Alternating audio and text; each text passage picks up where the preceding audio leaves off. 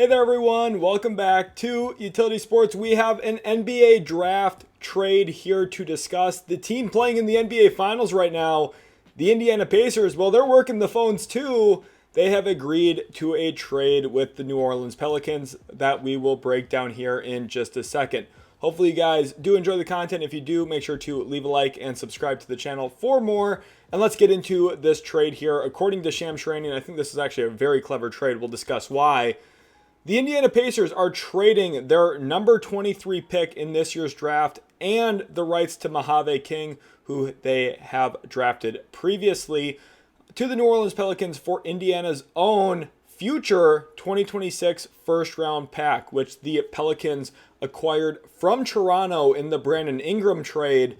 So there's a lot going on here in this deal. Let's talk about it from New Orleans' standpoint first of all. They trade out Brandon Ingram at the trade deadline, right? They send him to Toronto and get one future first round pick. It was this 2026 first rounder via Indiana.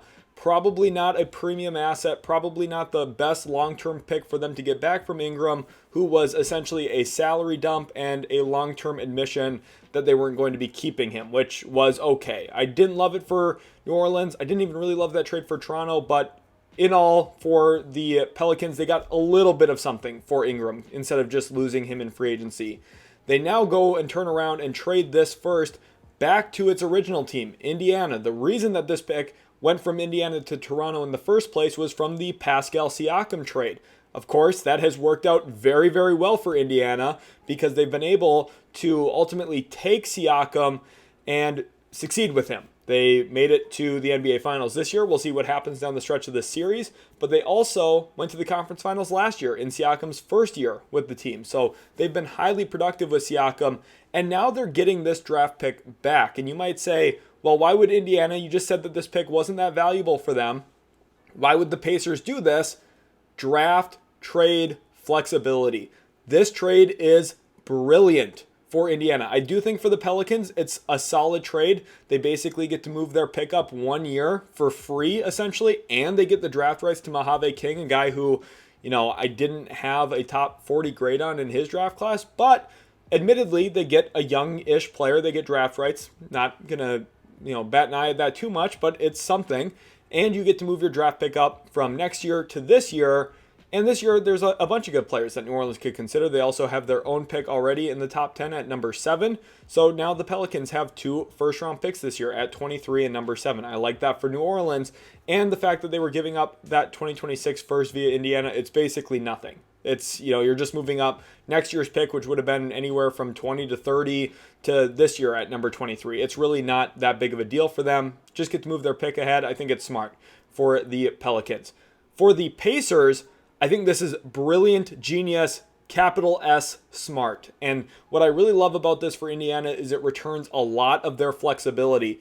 One of the biggest downsides of making the kind of trade that they did for Siakam, which there wasn't many downsides. If you go back to my analysis on it, I liked it quite a bit for them because they gave up 3 first-round picks for him and Bruce Brown's contract.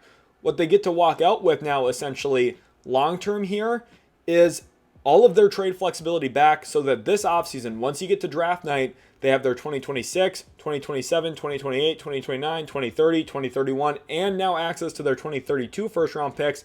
That's 7 first-rounders. They have the ability to trade 7 first-round picks. Now, 4 of them could, of course, be unprotected, and 3 of them would be through swap rights. And you might be wondering, well, what does Indiana have up their sleeve? Could they be looking at the Greek Freak over in Memphis? Could they be looking at a variety of different players that become available this offseason? Possibly, but I don't necessarily think it's just this offseason thing. I think it's about having that flexibility moving forward. Because of the lack of control of their 2026 first initially, the Stepien rule prevented them from trading their 2027 first, which would really significantly limit their trade flexibility in general, whether it was this offseason or next year at the trade deadline.